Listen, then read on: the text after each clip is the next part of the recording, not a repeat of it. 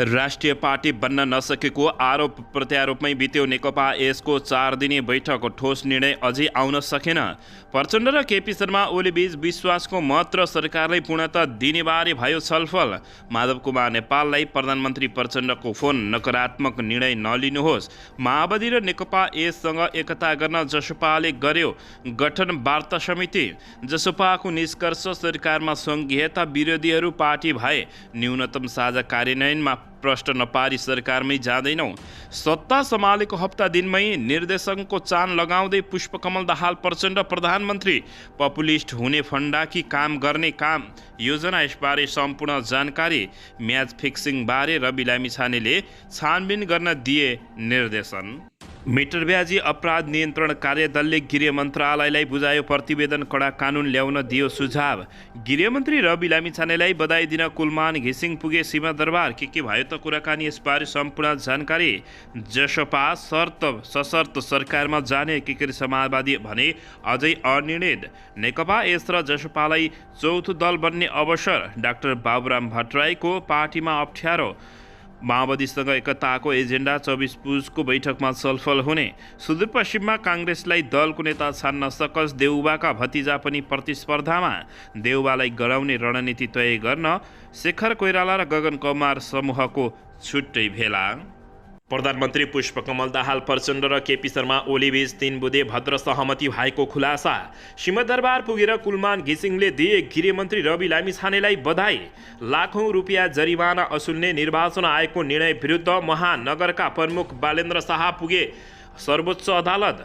सचिवहरूलाई प्रधानमन्त्री पुष्पकमल दाहाल प्रचण्डको निर्देशन। राहदानी लाइसेन्द्र अस्पतालमा लाइन देखिए निर्मम कारबाही गर्छु, जनतालाई दुःख दिने काम नगर्नुहोला। यातायात क्षेत्रमा देखिएका समस्या समाधान गर्न हस्तक्षेपकारी कार्ययोजना बनाइने मन्त्री नारायण काजी श्रेष्ठको घोषणा।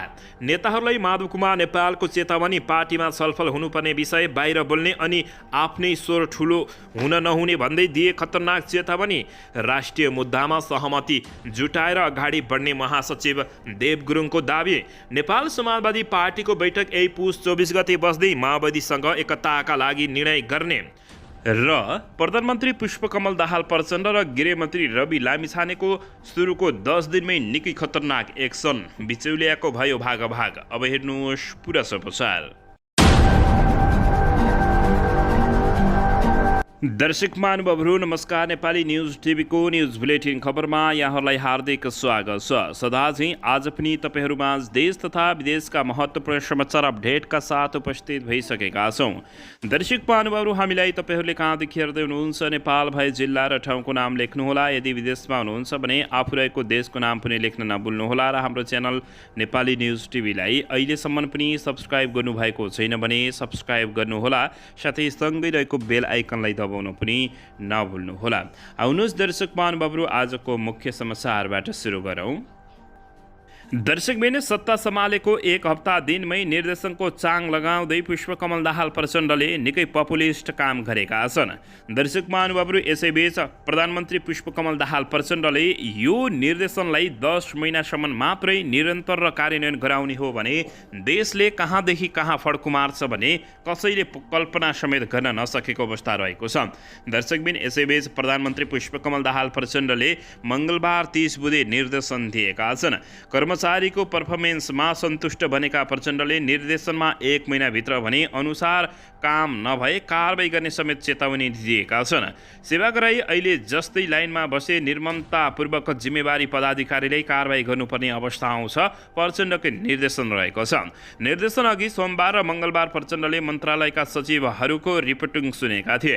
सरकारी काममा भएको ढिला सुस्तीलाई लिएर कर्मचारीमाथि खनिएका प्रचण्ड प्रधानमन्त्री भएको हप्ता दिनमा मात्र काट्यो। तेस्रो पटक पुस 10 मा प्रचण्ड प्रधानमन्त्री नियुक्त भए। पुस 11 गते शपथ लिए। 8 सदस्य समेत मन्त्री परिषद हाकिर रहेका प्रचण्डको रफ्तार हेर्दा उनी तत्काल रिजल्ट चाहेका छन्। कर्मचारीबाट तुरुन्त रिजल्ट चाहेका प्रचण्डले आफ्नै काम भने फत्ते गर्न नसकेको कतिपयले आकलन गरेका छन्। दर्शकबिन, यसैबीच 9 दिनमा 7 पटक प्रधानमन्त्री पुष्पकमल दाहाल प्रचण्डले निकै कडा निर्देशनहरू दिएका छन्। प्रचण्डले प्रधानमन्त्री भएको 9 दिनमा 7 पटक निर्देशन दिएका छन्। मङ्गलबार सचिवालयलाई दिएका 30 र अरू दिनका 6 गरी प्रचण्डले 1.5 हप्तामै 36वटा निर्देशन दिएका छन्। दर्शक महानुभावहरू, यति नेपालमा यी निर्देशनहरूले सुधार तथा काम गर्न राम्रोसँग पायो भने नेपाल त्यसै पनि समृद्ध बन्ने बाटोमा अगाडि लम्किने कतिपयले आकलन गरेका छन्। हो दर्शक महानुभावहरू, प्रधानमन्त्री प्रचण्डले शपथ लिएकै दिन बालुवाटारमा भड्किलो सामान नकिन्न आफ्नै सचिवालयले निर्देशन दिएका हुन्। पुष 15 को प्रचण्डको अर्को निर्देशन, विदेशबाट 1 भन्दा बढी मोबाइल सेट ल्याए कर तिर्नुपर्ने व्यवस्था तत्काल कार्यान्वयन नगर्न समेत निर्देशन दिएका थिए। निर्देशन कार्यान्वयन नभएको गुनासो आएपछि फेरि प्रचण्डले मङ्गलबार निर्देशन दिए मोबाइल सहजै ल्याउन दिनु। प्रचण्डको निर्देशनको रफ्तार मोबाइल र बालुवाटारमा सामान नकिन्नमा मात्रै सीमित छैन, दूध व्यवसायीहरूले आफूकोसी मूल्य बढाएको भन्दै रोक्न निर्देशन नै दिएका छन्। प्रचण्डले पुष 17 गते कृषि तथा पशुपक्षी विकास मन्त्रालयका सचिवहरूलाई यस्तो निर्देशन समेत दिएका छन्। प्रचण्डको अर्को निर्देशनको सूचीमा यति लामो छ कि त्यसमा कम्बोडिया मृत्यु भएका नेपालीको शव तत्काल ल्याउनसम्म अटेको छ। कम्बोडियाको क्यासिनोमा आगो लागि भएपछि झापाका निराकार पाण्डेको पुष 15 मा मृत्यु भएको थियो। दर्शक महानुभावहरू, निर्वाचन आयोगका पदाधिकारीले सोमबार प्रचण्डलाई भेटेर उक्त भेटमा प्रचण्डले राष्ट्रपति र उपराष्ट्रपतिको निर्वाचनको समेत तयारी गर्न निर्देशन दिएका छन्। सोमबार र मङ्गलबार सचिवालयहरूसँग छलफल गरेर मङ्गलबार 30 बुधे निर्देशन दिएका छन्, जसमा प्रचण्डले कारबाही गर्ने सम्म पनि चेतावनी दिएका छन्। दर्शक महानुभावहरू, यसैबीच यता रवि लामिछानेले थरीका निर्देशन दिएका छन्। यो कार्यान्वयन कतिको होला नेपाली जनताहरूले भने यसको रिजल्ट हेर्न बाँकी रहेको छ। गृहमन्त्री रवि लामिछानेले पनि निर्देशनमा दिनमा अगाडि नै छन्। उनले सुरक्षा अधिकारीहरूलाई अनुमति बिना नेता र राजदूतहरूलाई नभेट्न समेत गृह मन्त्रालयले निर्देशन दिएसँगै मन्त्रालयको सभाकक्षमा इमर्जेन्सी गेट बनाउन सम्बन्ध निर्देशन दिएका छन्। निर्मला पन्तको बलात्कार पासीको हत्या प्रकरणबारे छानबिन गर्न समेत निर्देशन दिएका छन्। पुष 12 मा रवि लामिछानेले कार्यविधि विपरीत सुरक्षाकर्मी राख्ने व्यक्तिका सुरक्षाकर्मीलाई फिर्ता हुन भनेको अवस्थामा 400 भन्दा बढी सुरक्षाकर्मीहरू फिर्ता दिएका छन्। दर्शक महानुभावहरू, यता नेता नारायण काजी श्रेष्ठ, विष्णु पौडेल पनि निर्देशनमा उत्रिएका छन्। यो कार्यान्वयन हुने हो भने दर्शक महानुभावहरू, कम्युनिस्ट अर्थात् नेपालमा कम्युनिस्ट सरकारले विकास गर्यो भन्ने हामीले सोच्ने समेत नेपाली जनताहरूले बताएका छन्। यो यदि पपुलिस्टको मात्रै फन्डा हो भने नेपाली जनताहरू फेरि पनि निराश बन्नुपर्ने देखिएको छ, तर प्रचण्डको आशा गरिएको छ। दर्शकबिन, यसैबीच यता प्रधानमन्त्री प्रचण्ड र नेकपा एमालेका अध्यक्ष केपी शर्मा ओली बीच विश्वासको मत, सरकारको पूर्णता तथा नीति तथा कार्यक्रम लगायतका विषयमा छलफल भएको छ। प्रधानमन्त्री निवास बालुवाटारमा भएको भेटमा सरकारलाई समर्थन दिएका दलहरूका सरोकार समेत समेटी नीति तथा कार्यक्रम बनाउने विषयमा छलफल भएको प्रधानमन्त्रीको सचिवालयले जानकारी दिएको छ। प्रचण्डको नेतृत्वमा सरकार गठन भए लगत्तै नीति तथा कार्यक्रम तयार पार्न नेकपा एमाले अध्यक्ष केपी शर्मा ओलीको संयोजक रहेको समिति बनाइएको थियो। सो समितिले सरकारलाई समर्थन गरेका दलहरूका प्राथमिकतामा माग गरी नीति तथा कार्यक्रमको तयारी गरिरहेको छ। हिजोको भेटमा पुष 26 मा लिने विश्वासको मतका विषयमा पनि छलफल भएको बताइएको छ। विश्वासको मत लिएपछि मात्रै प्रचण्ड सरकारलाई पूर्णता दिने तयारीमा रहेका प्रमुख दुई दल नेकपा एमाले र माओवादी केन्द्रका शीर्ष नेताहरूबीचको हिजोको छलफलमा सरकारमा आउन बाँकी रहेका दलहरूलाई कसरी समेट्ने भन्ने पनि कुराकानी भएको बताइएको छ। संविधानको धारा 76(2) अनुसार 10 पुषमा प्रधानमन्त्रीमा नियुक्त भएका प्रचण्डले 26 पुषमा विश्वासको मत लिने तयारी गरेको जानकारी प्राप्त भएको छ। दर्शकबिन, यसैबीच यता जनता समाजवादी पार्टी जसपा नेपालले राजनीतिक दल र सङ्गठनहरूसँग एकता सम्बन्धमा वार्ता गर्नका लागि राजेन्द्र श्रेष्ठको संयोजकत्वमा 3 सदस्यीय वार्ता समिति गठन गरेको छ। 2 दिनदेखि जारी राजनीतिक समितिको बैठकले सो समिति गठन गरेको जानकारी प्राप्त भएको छ। सो समितिको सदस्यहरूमा रकम चेम्जोङ र गोविन्द चौधरी रहेका छन्। जसपाले नेकपा माओवादी केन्द्र र नेकपा एकीकृत समाजवादी पार्टीसँग एकताका लागि पहल थालेको छ। जसपाका अध्यक्ष उपेन्द्र यादवले नेकपा माओवादी केन्द्र र नेकपा यससँग पार्टी एकताबारे अनौपचारिक छलफल गरिरहेका छन्। सरकारले पूर्णता पाउने बित्तिकै वार्तालाई अगाडि बढाउने पार्टी स्रोतले जनाएको छ। त्यस्तै सङ्घीय परिषद र केन्द्रीय सदस्यहरूको भूमिकाबारे पनि छलफल गर्नका लागि लाल थापा मगरको संयोजकत्वमा 5 सदस्यीय समिति गठन गरिएको जसपाका प्रवक्ता मनिष सुमनले जानकारी गराएका छन्। समितिमा देवबहादुर दुरा, बालकिशोर यादव, अशोक लगवार र पर्मिला यादव रहेका छन्। पार्टी अधिवेशनका लागि जसपाको विधान मस्यौदा गर्न अध्यक्ष उपेन्द्र यादवको नेतृत्वमा नै 9 सदस्यीय विधान मस्यौदा समिति गठन गरिएको जानकारी प्राप्त भएको छ। दर्शक महानुभावहरू, माओवादी र नेकपा यससँग एकता गर्न जसपाले वार्ता समिति गठन गरेको हो। दर्शकबिन, यसैबीच यता गृह मन्त्रालयले जारी T20 लिग नेपाल क्रिकेट प्रतियोगिताका बारेमा सामाजिक सञ्जाल तथा पत्रपत्रिकामा आएका समाचारका विषयमा सत्य तथ्य छानबिन गरी आवश्यक कारबाही गर्न प्रहरीलाई निर्देशन दिएको छ। मन्त्रालयले हिजो एक विज्ञप्ति जारी गर्दै उप प्रधानमन्त्री तथा गृहमन्त्री रवि लामिछानेको निर्देशनमा म्याच फिक्सिङ भएको आयोजक, सम्पर्क बाहिर रहेको खेलाडीको पारिश्रमिकमा अनियमितता भएको जस्ता समाचार आइरहेकाले त्यसको आवश्यक छानबिन गर्न प्रहरीलाई निर्देशन दिएका हुन्। यसैबीच T20 लिग क्रिकेट प्रतियोगिताका बारेमा सामाजिक सञ्जाल तथा पत्रपत्रिकामा आयोजक, सम्पर्क बाहिर गएको खेलाडीहरूको पारिश्रमिकमा अनियमितता भएको र स्पष्ट फिक्सिङ भएको जस्ता समाचार निरन्तर रूपमा आइरहेकोले यस विषयमा के कसो हो भन्ने आवश्यक छानबिन गरी जे गर्नुपर्ने हो यथाशीघ्र गराउनु हुन माननीय उप प्रधानमन्त्री तथा गृहमन्त्री ज्यूको निर्देशन अनुरोध छ, मन्त्रालयद्वारा जारी विज्ञप्तिमा उल्लेख गरिएको छ। यही पुस 9 गतेदेखि त्रिवी मैदानमा उक्त प्रतियोगिताका जारी रहेको छ। प्राप्त निर्देशनको आधारमा प्रहरीले अनुसन्धान सुरु गरिसकेको जानकारी प्राप्त भएको छ। दर्शकबिन, यसैबीच यता मित्र ब्याजी अपराध नियन्त्रण कार्यदलले गृहमन्त्री रवि लामिछानेलाई प्रतिवेदन बुझाएको छ। कडा कानुन ल्याउन सुझाव दिएको हो। गृह मन्त्रालयले गत भदौमा गठन गरेको मिटर ब्याजी अपराध नियन्त्रण सिफारिस कार्यदलले उपप्रधान एवं गृहमन्त्री रवि लामिछानेलाई प्रतिवेदन बुझाएको छ। मङ्गलबार मिटर ब्याजी तथा ठगी विरुद्ध आवश्यक कानुनी कार्यविधि गत तथा सरकारबाट जारी हुन सक्ने विशेष आदेश समेत व्यवस्था सिफारिस गर्न गठित कार्यदलले गृहमन्त्री रवि लामिछानेलाई यस्तो प्रतिवेदन बुझाएको छ।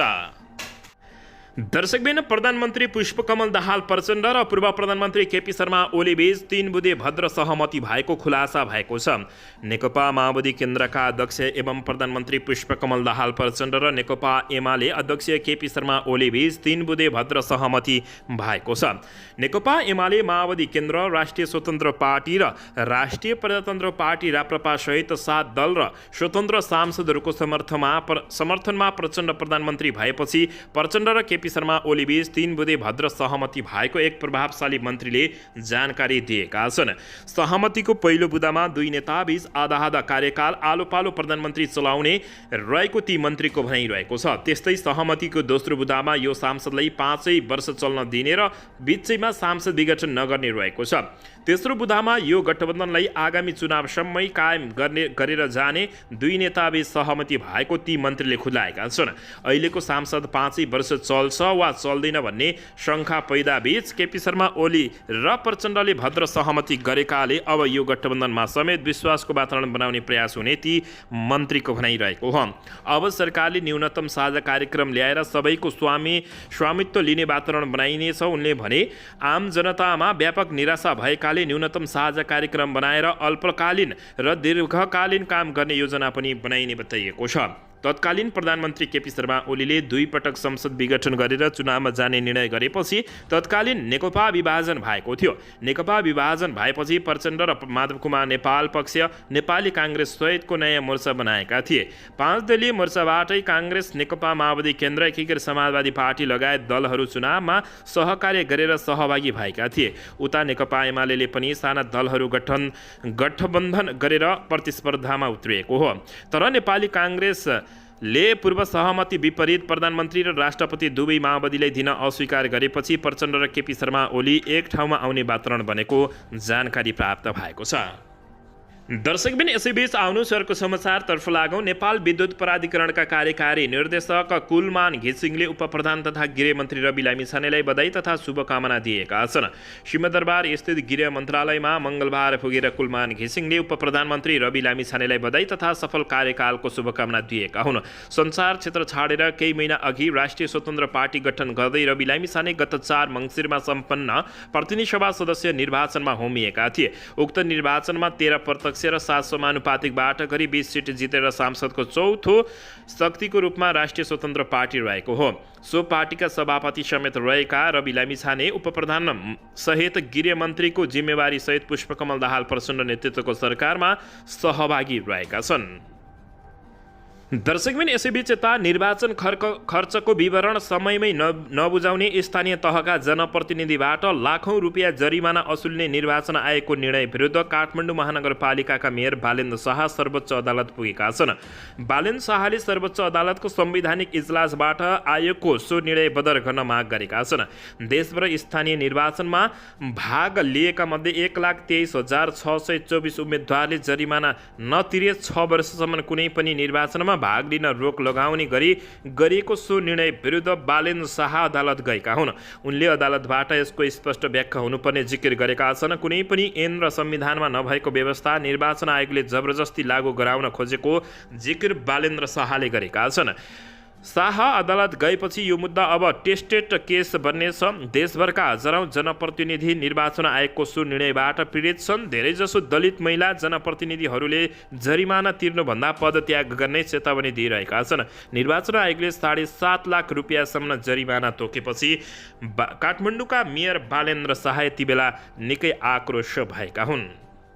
दर्शकबिन यसैबीच आउनुहोस् अर्को समाचारतर्फ लागौँ। प्रधानमन्त्री पुष्पकमल दाहाल प्रचण्डले राहदानी राष्ट्रिय परिचय पत्र सवारी लाइसेन्स निकाल्न कार्यालयहरूमा देखिने लाइसेन्सको समस्या तत्काल समाधान गर्न निर्देशन दिएका छन्।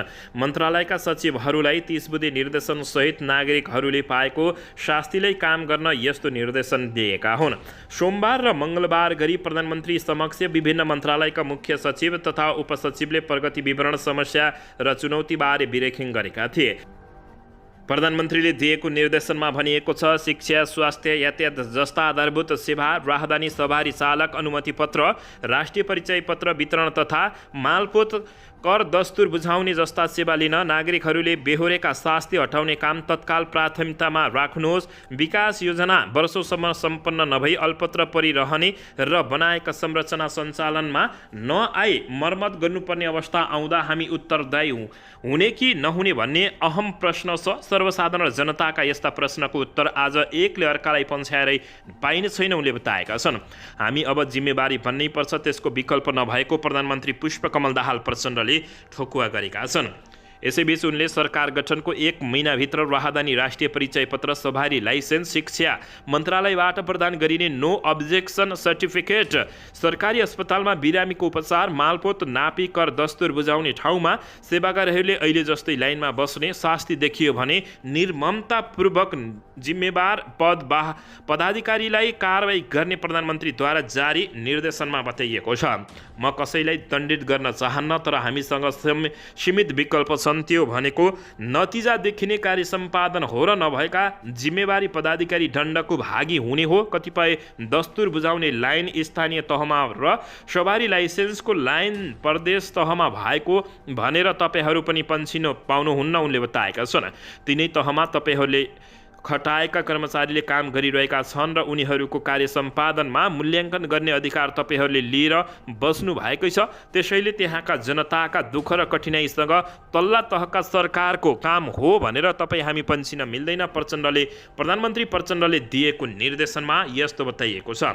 दर्शक महानुभावहरू, यसको बारेमा तपाईहरूले के भन्न चाहनुहुन्छ मनमा लागेको प्रतिक्रिया दिन नभुल्नु। दर्शकबिन यसैबीच माधव कुमार नेपाललाई प्रधानमन्त्री पुष्पकमल दाहाल प्रचण्डले फोन गरेका छन्। नकारात्मक निर्णय नलिन आग्रह गरेका हुन्। नेकपा एकीकृत समाजवादी पार्टी वर्तमान सरकारमा सहभागी हुने नहुने बारे अझै अनिर्णित छ।